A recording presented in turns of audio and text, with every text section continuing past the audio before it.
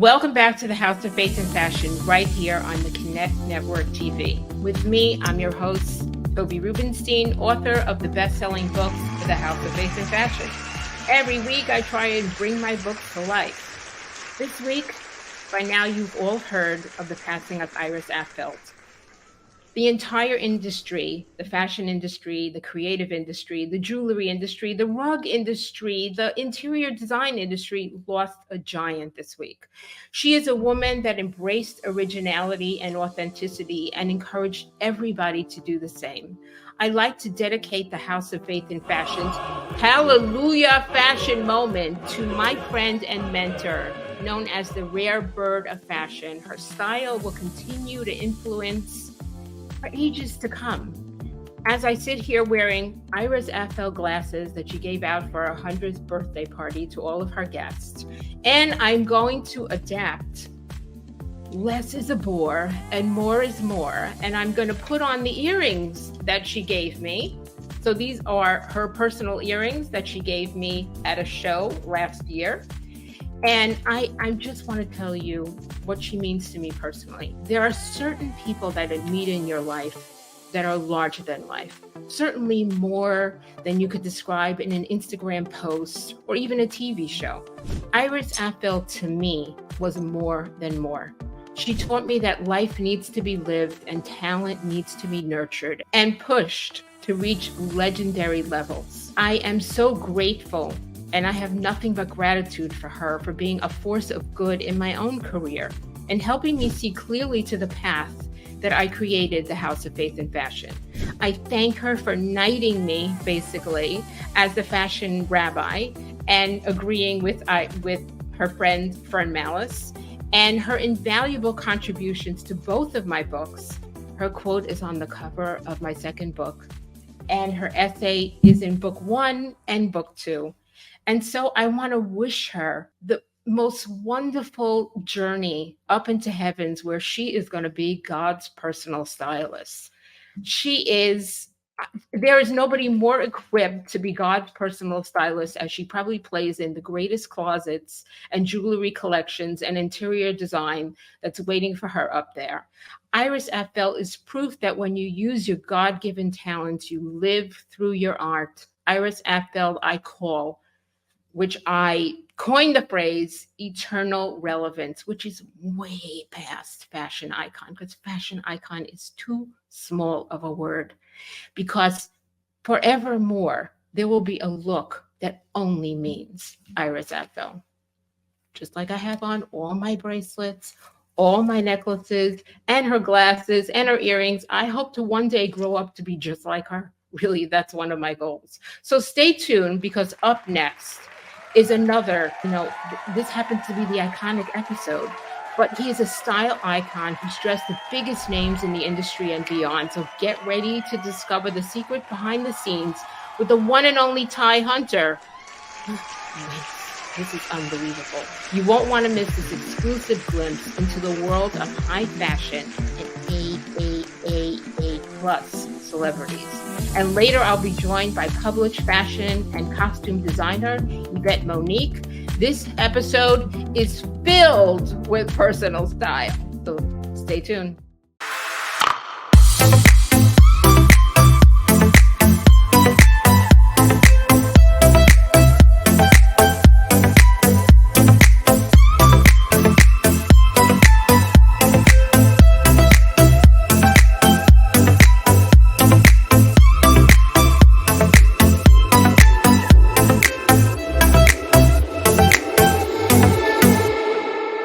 I'm Fern Malice. I was the creator of New York Fashion Week, and now I have a consulting business, and I'm also the author of Fashion Icons by Fern Malice, and I have books 1 and 2, which are fabulous, full of great interviews. You can buy the book set at Nordstrom or buy the books independently at Amazon or other great booksellers. You can follow me on Instagram and find out more about my events and everything I'm doing. It's at Fern Malice, and I'm happy to be here on the Connect Network TV. Welcome back to the House of Faith and Fashion here on the CW, where this episode is dedicated to the iconic eternal relevant Iris Apfel. I mean, I need to show my bracelets also, and behind me on this side is my Iris Barbie.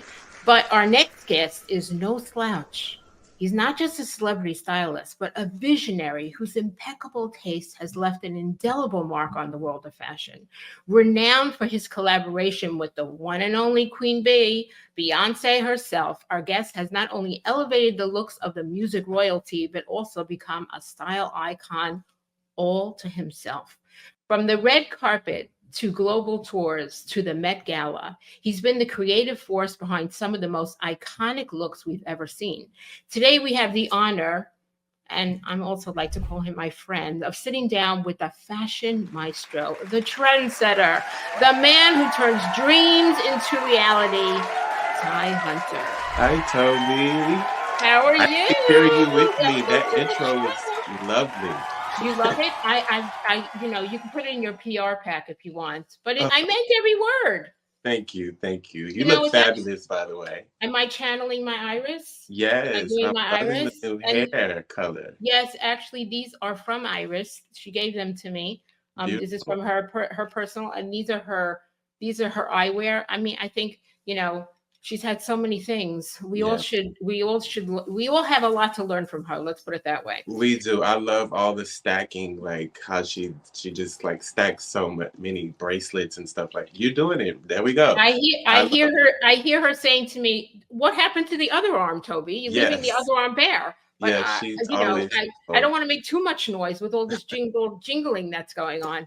So, Ty, your journey is not just a success story. It's a testament to the transformation of the power of fashion, which is right up my alley. So I'm excited to dive into your experiences, insights, and the lessons learned from a career that is defined by elegance and glamour. I mean, you have transformed what is now royalty. And we're obviously got to start with, the obvious one, Beyonce. We all want to know. Last week, I actually dedicated it to Western wear because she single-handedly has now revived country Western looks. Yeah. So I'm just now continuing. Every week I just want to have respect for the greatest that they're out there. But you dressed her from the very beginning. So how did that collaboration happen? And share to all my audience of aspiring stylists.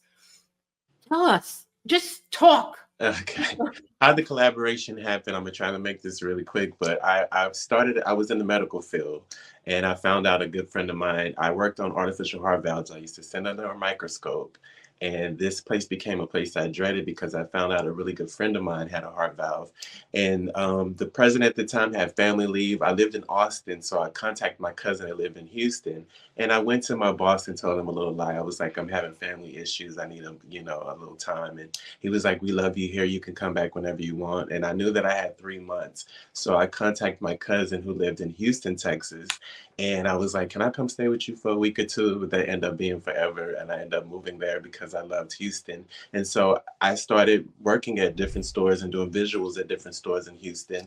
And fast forward, I ended up meeting the lovely Miss Tina Knowles, Beyonce's mom. And being that my mom was 4 hours away, when you meet Miss Tina, she just had this motherly, you already know her kind of aura to her. And I just fell in love with her, and we just stayed in contact, and I started helping her with different projects. And as I progressed and started working for a store called BB, which everyone knows about BB, I'm sure you probably have feel those T-shirts in your drawer from back in the day. Absolutely, from back in the day. I was going to say that, from back in the day. It was the place back in the day. I was working there, and I had met each girl separately and had a relationship, but I wasn't a starstruck person.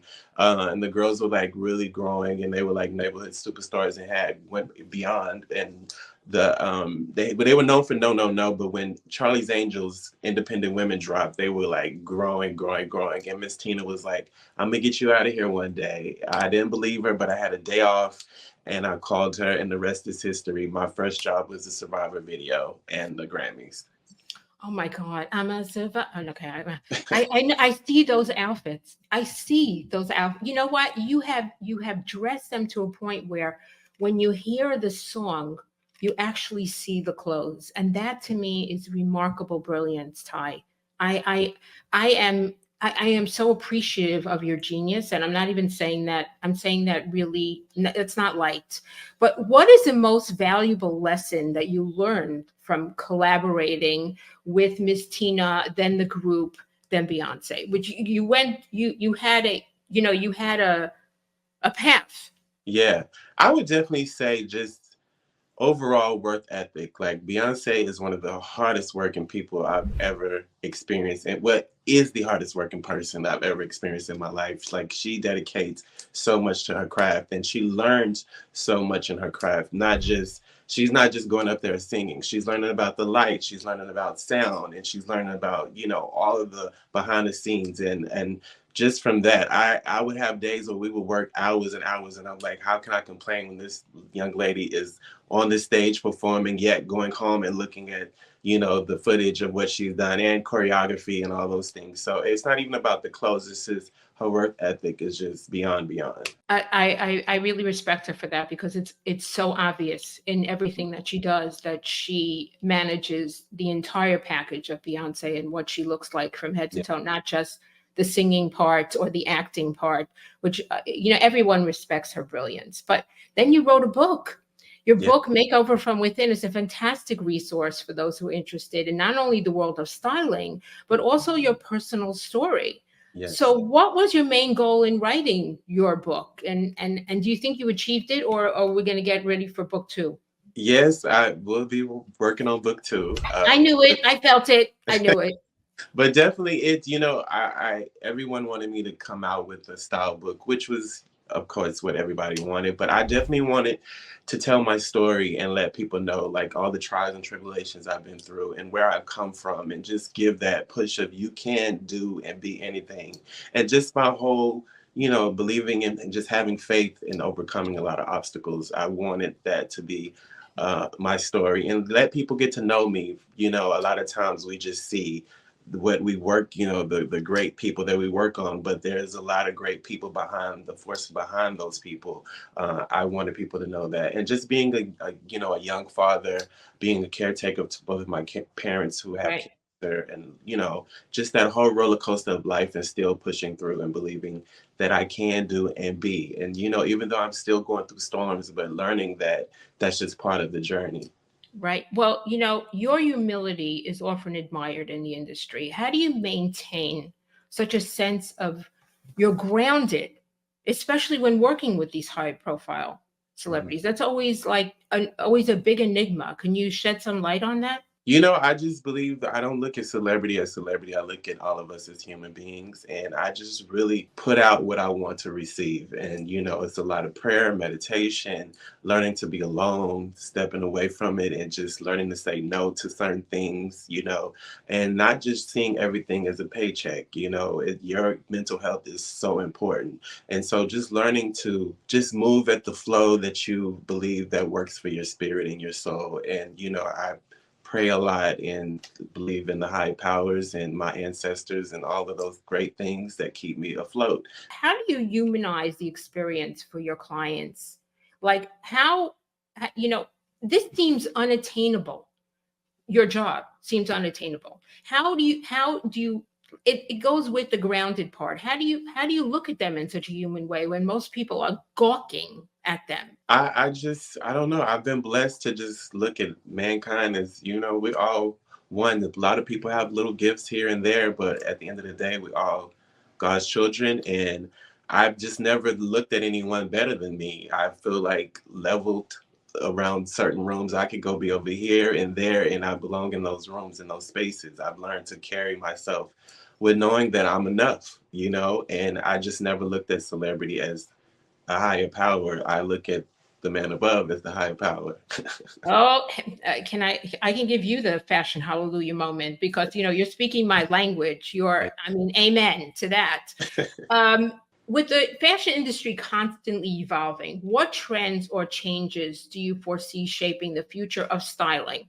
And how do you plan to adapt to that if you're staying in styling? I just see people stepping out of the box and not being afraid to play with fashion.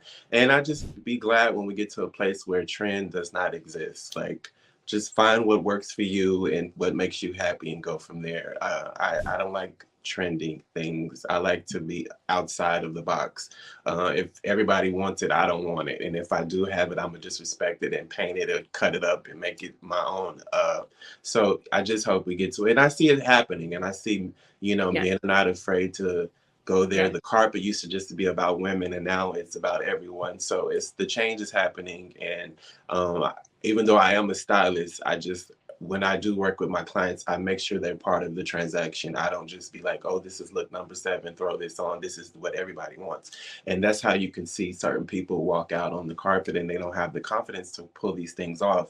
So it's just getting them to a place of understanding and learning what their insecurities are, and get them to the place of just not being insecure and just learning to love themselves whole.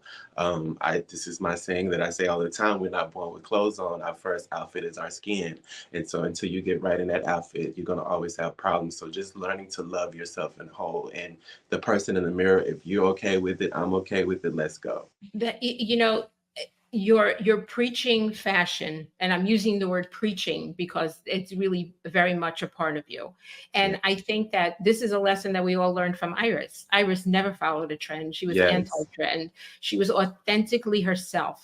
And I just read an article, I think it was Vogue yesterday, that talked about that they saw that Paris Fashion Week finally had individuality. Mm-hmm. And they stepped outside of the box, and each fashion designer was much more creative than they were before. They weren't following anything. Therefore, creativity and individuality is the newest fashion trend. I laugh because I think you and I have been like this our whole lives. Yes. But I guess it was time everybody, caught up. Lastly, if you could style anyone, living or historical, who would it be and why? I don't know. I would definitely just say, I talk about Diana Ross being a big impact in my life, and just reason why I'm styling. Oh my God. She's unbelievable. She is. That's the first concert my father took me to. And so I would definitely have to say Diana Ross. That's probably the top. Oh, Diana Ross, if you're listening, you never know who's listening. You have to put your wishes out there, right? You have to wish. And Diana Ross, this is the guy to go to. Yeah, I'm just in awe with her. Like that's my first concert to attend, and just all the hair, the makeup, the flout, all the greatness, all balled up in this one lady. And she designed most of those costumes, I believe. Well, she obviously made a very lasting impression on you. And and I can't speak for her, but I will anyway. She's very proud of the work that you've done, because you have made an extraordinary mark on the fashion industry and the music industry. And I had a great time with you, as I always do, on and off camera. But that I love learning from you. And I know what the answers to these questions are, but I have my 3 rapid faith questions that I ask everybody. Okay. You ready? Yes. How much faith do you need to be in business? The size of a mustard seed. The hand gestures mean enormous. The size of a mustard seed. Okay. Okay, there you go. Do you think that your talents are God-given? Of course. Can I hear a duh? My whole presence, my whole existence is God-given. That's why we're friends, because you get me, okay? You get this house of faith and fashion. Mm-hmm. But here's one. If you had to dress how would you describe how a person should dress to a house of worship? I just say in a respectful manner, if you're doing too much. Yeah, you have an internal stylist that says, no, take that off. Or put that on. Get the message comes to you when trust me, you'll know if you're doing too much. Oh, okay. So you have to listen to your, hey, that's too much. Yes, or get dressed. If you have to ask someone a question in your mind, it's too much. That's a good answer. Good answer. Thank you so much for joining me, Ty. And how can our viewers, the ones that aren't already your followers, because I can't imagine anyone that isn't, how do they keep up with you and everything that's going on? Okay, on my social media platform, it's Ty Try One. People think it's Ty Tyrone. It should have been, but it's too late anyway. It's Ty Try One, TYTRYONE. You can go to tytryone.com to purchase my book and learn everything about me. My wonderful manager, Vanessa, put all that together. Also, What else? I have handbags coming out on the 15th of this month. So be on the lookout for that. I did a collaboration with A Cloud, and I'm really excited about that. And Great. a lot of surprises are coming this year. Oh, So of stay tuned. course. You're going to keep us on our toes. But anyone that follows Ty knows that he gives the greatest messages every day. And sometimes I think you're actually talking directly to me when we haven't even talked. And I know you get that a lot. So thank you for your good work in everything that you do. And I wish you the best of luck. And I know, oh my God, I can't wait to hear what you're going to do next. So thank you for joining us. After the break, we will be joined by published fashion and costume designer Evette Monique. Stay tuned. I'm Kate McGuire, the founder of Converted Closet on Instagram. And if you like original clothes and would like to get the most out of your wardrobe, follow me for inspiration on Instagram and I'll show you how. You'll never look back. You're watching the Connect Network. Say goodbye to signs of aging and inflammation caused by an imbalance in the trillions of microbes on your skin's microbiome surface. The Dermabiome Collection by Green Beauty is a groundbreaking blend of science and nature designed to restore your skin's delicate ecosystem and soothe skin irritation, offering a one-of-a-kind solution not found elsewhere on the market. Green Beauty, changing lives, one face at a time. Give me that faith. Give me that fashion. Give me that faith. Give me that fashion. Give me that faith. Give me that fashion. Give me that faith. Give me that fashion. Welcome back to the House of Faith and Fashion right here on the CW. Up next, we have published fashion and costume designer Evette Monique here to talk about sustainable practices and all about her unique sense of style, because this show is all about style. Welcome to the show. Thanks for having me. Well, you know, we're celebrating fashion icon Iris Apfel this show because we all love her. I divided my bracelets because I just, we can't have enough jewelry. And I must say, I think she'd agree with your unique sense of style, because unique sense of style is a must these days. So tell us how you arrived into the fashion industry. So in my community, in the Baltimore City community, we actually have a group of individuals that specialize in fashion design and fashion production. So I actually reached out to one of the members. Her name is Caprice Jackson Garrett, and she's like our auntie of the fashion world in our community. We partnered together and had a few shows, and I ended up meeting more individuals in the community of fashion, and the rest is history. Wow, Evette, your designs have been celebrated for their uniqueness. Can you share with us the inspiration behind your distinct sense of style and how it translates into your work? Yes, absolutely. So I can get inspired by movies, music videos. Sometimes it's world events where if something stands out, maybe hits my heart, and that just drives my passion to create from that. So you're very in tuned to what's going on in the world, and that's part of your inspiration, which makes you very sensitive and very smart. So don't take that lightly. But also sustainability in fashion is gaining a significant attention, if not is the buzzword. How do you incorporate sustainable practices in your design, and what challenges do you face in creating environmentally conscious pieces? Yes. So what I usually do is I'll take pieces or garments that were gently used, and I'll upcycle them. And sometimes I'll use actually like materials that are either dead stock. And so I also just want to make people aware of, the importance of keeping our environment clean and safe. A lot of times, some of the designers aren't aware of that, and they just tend to create fast fashion, which also contributes to, landfill overages, if you will. Yeah. Yes. Fast fashion is fastly becoming extremely toxic because we don't realize how many things are disposed of and how many things that we have in our closet that we don't use. So I totally understand what you're saying. But as a published fashion and costume designer, you've likely encountered various trends. How do you navigate between trendy and staying true to yourself and sticking in that individuality window? Yes.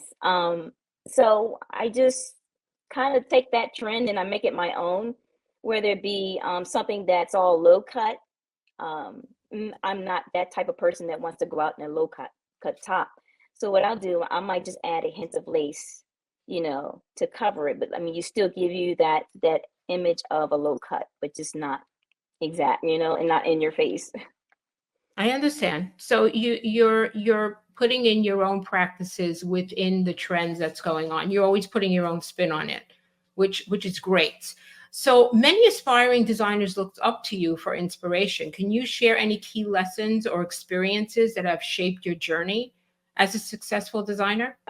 Okay. Well, I know it is important to do your research, to educate yourself. If you're going to come up with a line of, like, say, painted gowns, like you want to paint a design on a gown and that's your whole fashion line, make sure you research on like what types of paints you use, what types of dyes, making sure that it's environmentally safe, it's not toxic to your customers, because you don't want your customers coming back to you with, like, say, I got a rash, what's up, and also being cautious of your customer, making sure that you're treating them right, because they are your cheerleaders. Like, if they have a good interaction with you, 9 times out of 10, they're going to go to their friends like, hey, I saw my girl, Evette Monique, she made this dress, you need to go to her. That is like your advertisement, and that's going to give you your business. So that's another best practice that you can use.